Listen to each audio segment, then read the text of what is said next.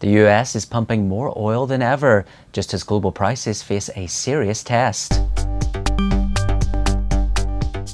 The EIA now expects US oil output to climb even higher this year, despite growing warnings of a global supply glut that could hammer prices.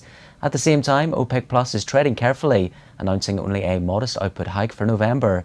Cracks are starting to show in the alliance, and even oil bulls are getting jittery.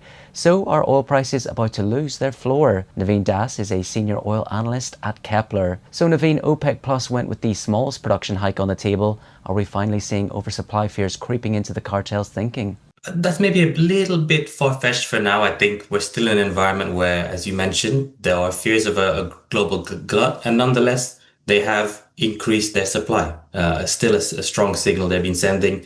Internal discussions showed that they weren't even debating the more accelerated outputs that some of the media reports before the meeting suggested. I think they are still taking a very measured approach. They're looking at how supply and demand and the live data every month sort of presents itself before taking the next decision. Well, Saudi Arabia appears determined to claw back lost market share. How far could that push OPEC Plus ambition, even at the risk of crashing prices?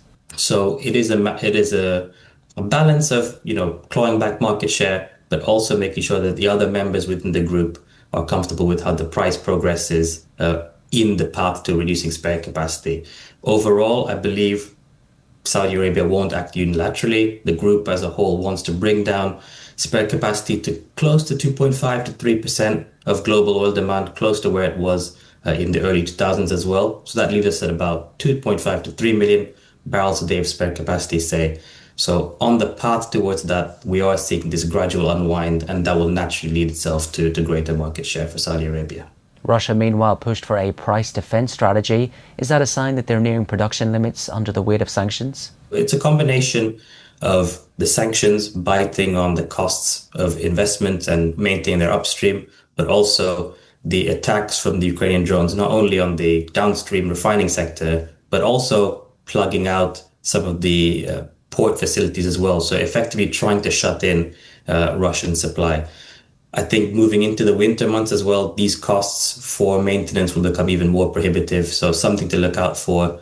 Again, price will help support the Russian economy and the ability to invest and maintain upstream. But we do think as a whole, their upstream capacities have been hobbled because of sanctions and the Ukrainian drone strikes. Let's look at China, though. It's bought over 150 million barrels more than it's consumed this year. What's driving that stockpiling, and could it suddenly stop? Maybe a move away from US treasuries to diversify their assets, whilst also looking at the longer term. As mentioned previously, OPEC's aim seems to be to reduce spare capacity going into 2026. We also then see maybe natural field declines from non-OPEC oil producers. So coming into a world where there is lower spare capacity and the potential for a price floor as a result of that, China stockpiling oil potentially gives them a better lever and a better handle on the demand side to play with prices, I suppose, we get into that longer term, maybe second half of 2026 horizon. So multifaceted reasons for the China stockpiling, but potentially with a longer term aim there as well. Meanwhile, back in the US, drilling activity slid through Q3. Is President Trump's drill baby drill mantra a lost cause? So for now, US supply has remained robust. I believe the drill baby drill mantra will continue, especially with the gains in offshore oil production. But looking at the cost basis for some of the producers will be key to see how oil production progresses into next year. So finally, Naveen, the EIA sees WTI averaging at $65 this year, but the White House is aiming for $40. Where do you see prices landing?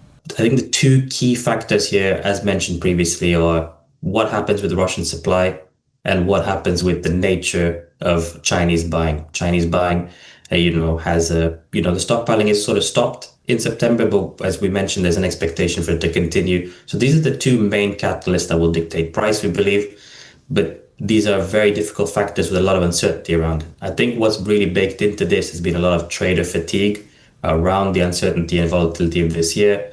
So technical trading ranges, statistical bands have also been very, very crucial. And as a result, flat prices stayed in a narrow band. So Combining all these factors is why Kpler still sees WTI prices nearing the $60 level and hovering around there for the remainder of the year.